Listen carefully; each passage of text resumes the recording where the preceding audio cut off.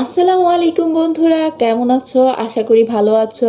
আজকে তোমাদের সামনে এসেছি নতুন একটি ভিডিও নিয়ে, যেটা তোমাদের সামনে যে এসএসসি পরীক্ষা ওইখানে একটা গুরুত্বপূর্ণ ভূমিকা পালন করবে।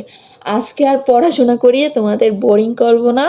আজকে তোমাদেরকে আমি একটা নতুন বিষয় বোঝাবো, যেটার মাধ্যমে তোমরা এসএসসি পরীক্ষায় সুন্দর করে সৃজনশীলগুলো লিখতে পারবে। আমরা জানি যে আমাদের পরীক্ষাটা সম্পূর্ণই সৃজনশীলের ওপর নির্ভরশীল, কারণ তোমাদের সকল সাবজেক্টে সৃজনশীল, পাশাপাশি এমসিকিউ। আচ্ছা, আগেই বলে রাখি, যদি তোমাদের এমসিকিউ অর্থাৎ সঠিক উত্তরে কোনো সমস্যা থেকে থাকে, যে কিভাবে লিখবে বা কিভাবে পূরণ করবে, ওইখানে কোনো সমস্যা থাকলে অবশ্যই আমাকে কমেন্ট করে জানাবে। ওইটা নিয়ে আমি একটা এক্সট্রা ভিডিও বানিয়ে তোমাদের বলবো। আজকে আমি তোমাদের দেখাবো যে এসএসসি সৃজনশীল কিভাবে লিখবা তোমরা। সকলেই এসএসসি সৃজনশীলটা কি করো, অনেকে যারা একটু ভালো স্টুডেন্ট তারা নিজেদের মেধা থেকে লেখার চেষ্টা করো, গল্প থেকে প্লাস উপরে উদ্দীপক থেকে লেখার চেষ্টা করো। অনেকে কি করো, উদ্দীপকটা তুলে তুলে চলে আসো। অনেকে আবার কি করো, না লিখতে পেরে ছোট করে লেখার চেষ্টা করো। কিন্তু আসলে আমরা যে সৃজনশীলটা মার্কিং করি, ওই সময় সৃজনশীলটা মার্ক করার ক্ষেত্রে নাম্বারিংটা আলাদা আলাদাভাবে থাকে। ধরো তোমাদের সৃজনশীলটা 4টা ভাগে ভাগ থাকে। একটা হচ্ছে ক ক নাম্বার ক নাম্বারে থাকে তোমাদের জ্ঞানমূলকটা, সেটা তোমরা জানো। কতে থাকে তোমাদের জ্ঞানমূলক একটা প্রশ্ন। আচ্ছা, ক জ্ঞানমূলক প্রশ্নটা তোমরা কিভাবে কমন পাবে? জ্ঞানমূলক প্রশ্নটা তোমরা কমন পাবে যদি তোমরা ভালো করে তোমরা যদি গল্প থেকে সৃজনশীলটা দাও, তখন তোমাকে অবশ্যই গল্পটা থেকে তোমার সম্পূর্ণ ধারণা থাকতে হবে 100%। ওই গল্প থেকে তোমার ধারণা থাকতে হবে কত? 100%। আর যদি তুমি কবিতা থেকে সৃজনশীলটা দাও, তখন তোমার ওই কবিতা থেকে 100% মিনিমাম ধারণা থাকতে হবে, যদি তুমি ক নাম্বার জ্ঞানমূলক প্রশ্নটার অ্যান্সার ভালোভাবে দিতে চাও। তাহলে ক নাম্বারটা সম্পূর্ণ তোমার মুখস্থ বিদ্যার উপর ডিপেন্ড করছে। এক্ষেত্রে তোমার সৃজনশীলতা প্রকাশ পাচ্ছে না, এক্ষেত্রে সম্পূর্ণ মুখস্থ। আর এই ক নাম্বারটা হবে সবসময় কত লাইন? 1 লাইন। ক নাম্বারটা 1 লাইন লিখলে হবে।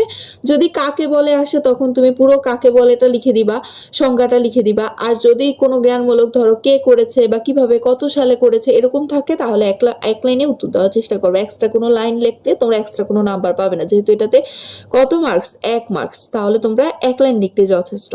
তারপর আসি আমরা খ নাম্বারে।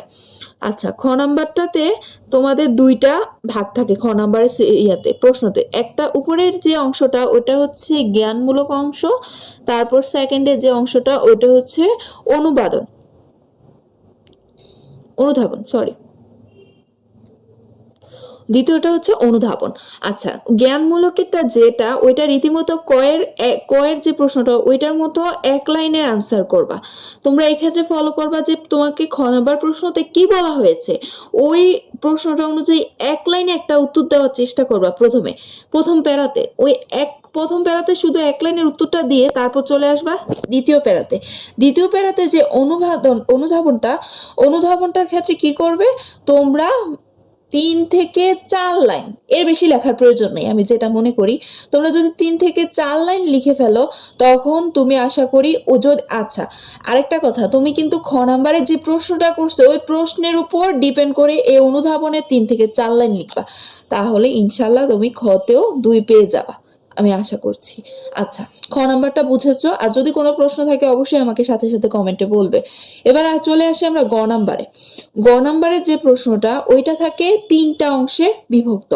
প্রথম যে অংশটা ওইটা থাকে হচ্ছে জ্ঞানমূলক, তারপরে যে অংশটা ওইটা থাকে হচ্ছে অনুধাবন, তারপরে যে অংশটা ওইটা থাকে হচ্ছে জ্ঞানমূলক, আরেকটা থাকে হচ্ছে অনুধাবনের পাঠ, আরেকটা থাকে হচ্ছে প্রয়োগ।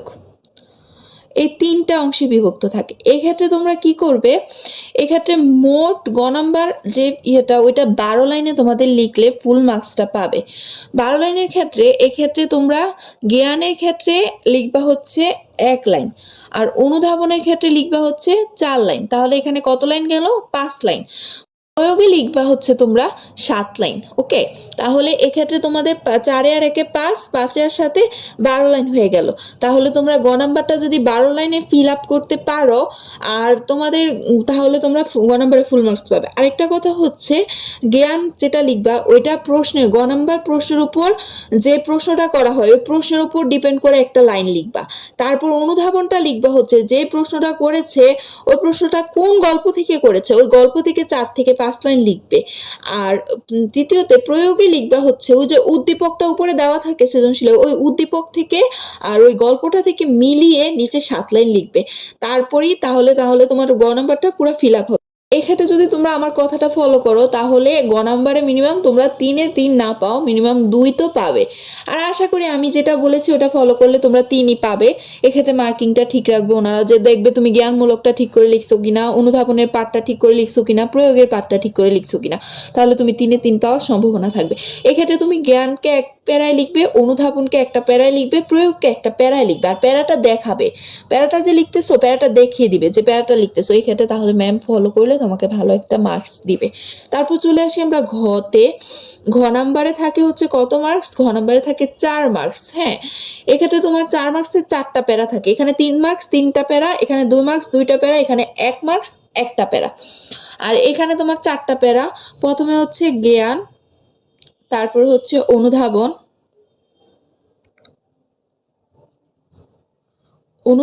তারপর হচ্ছে প্রয়োগ,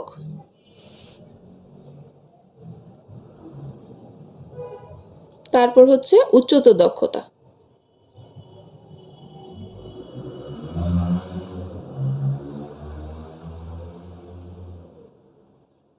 উচ্চতর দক্ষতা।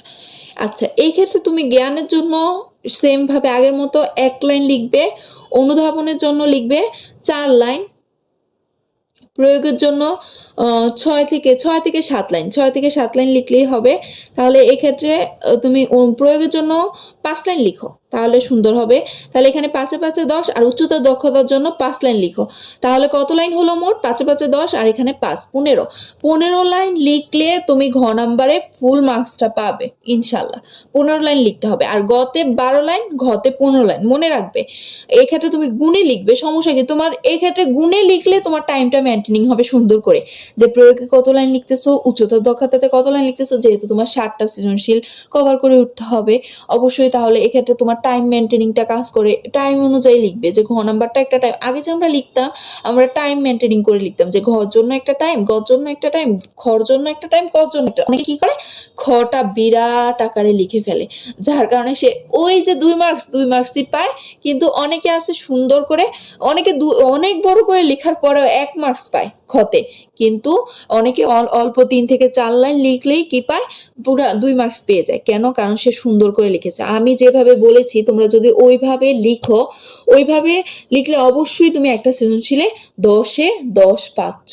আর একটা সৃজনশীলে 10-এ 10 পেলেই তোমার এসএসসিতে A+ পাওয়ার সম্ভাবনা আরো বেড়ে যাবে। কারণ আমাদের সৃজনশীলটাতেই বেশি মার্কস চলে যায়। আমরা যে শেষে দেখি কি ওইটাতে 1 পাইছি, এটাতে 1 পাইছি, এটাতে 2 পাইছি, এটাতে 2 পাইছি, যার কারণে সৃজনশীলে মার্কস অনেক কমে যায়। এই কারণে তোমার যদি ভবিষ্যৎ থাকে যে তুমি A+ পাওয়ার মানে মন মানসিকতা থাকে অবশ্যই, তাহলে তুমি আমার টপিকটা ফলো করতে পারো। এটা ফলো করলে অবশ্যই তুমি 10-এ 10 পাবে।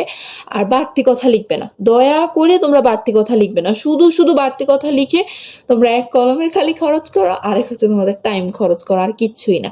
এভাবে লিখো, ম্যামরা সুন্দর করে তোমাদের মার্কিং করবে, ম্যাডামেদের মাথাও গরম হবে না খাতা দেখতে গেলে। কারণ তোমাদের একা কোনো একজনের খাতা দেখে না, অনেকের খাতা দেখে। এক্ষেত্রে ওনাদের মাথা কিন্তু গরম হয়ে যায় যে এও কি লেখা লিখেছে, অনেক লেখা লিখে ফেলেছে কিন্তু কোনো যুক্তিপূর্ণ লেখা লেখেনি। এক্ষেত্রে আবারও বলে দিচ্ছি, কটা লিখবে 1 লাইনে, খটা লিখবে 3 থেকে 4 লাইন, গটা লিখবে হচ্ছে মিনিমাম 12 লাইন, আর ঘটা লিখবে 15 লাইন। সুন্দর করে ফাঁক করে হাতের লেখা সুন্দর করে লিখবে, দেখবে ম্যামেরও পছন্দ হবে, খাতায় ভালো মার্কস পেয়েছো। আমার কথাটা মন দিয়ে ফলো করো। আর তোমাদের যদি এসএসসি পরীক্ষা নিয়ে কোনো প্রশ্ন থাকে অবশ্যই আমাকে বলবে, আমি তোমাদের সুন্দর করে বোঝানোর চেষ্টা করব। কমেন্টে বলে দিবে, তাহলে আমি একটা নতুন ভিডিও করে তোমাদের বোঝানোর চেষ্টা করব। আর খুব শীঘ্রই তোমাদের OMR শিটটা কিভাবে পূরণ করতে হবে ওইটার একটা ভিডিও আমি দিয়ে দিব। তোমরা OMR শিটটা পূরণ করার ক্ষেত্রে অনেকেই অনেক ভুল করো, যার কারণে তোমাদের রেজাল্ট আসার ক্ষেত্রে এটা অনেক ক্ষতি করে। তোমাদের ভবিষ্যতে অনেক ক্ষতি করবে। ওএমআর মার্কশিট যদি ভালো করে পূরণ না করো। আমি কিভাবে রোল নাম্বার, কিভাবে রেজিস্ট্রেশন নাম্বার পূরণ করতে হবে ওইটাও নিয়ে একটা ভিডিও করব। সেম পাশাপাশি আমি এমসিকিউ নিয়ে খুব শীঘ্রই একটা ভিডিও দেবো, যেহেতু তোমাদের পরীক্ষার আর 2 মাস আছে হাতে। এক্ষেত্রে তোমাদের কি প্রবলেম আছে আমাকে অবশ্যই জানাবে এই ভিডিওতে। আমি পড়ার কিছু বললাম না, কিন্তু তোমাদের যে টপিকগুলো বলেছি এগুলোও কিন্তু খুব ইম্পর্টেন্ট। আর কি সমস্যা আছে অবশ্যই আমাকে জানাবে। সব সাবজেক্টের জন্য সৃজনশীলের এই নিয়মটা ফলো করবে। ওকে, ভালো থেকো। আসসালামু আলাইকুম।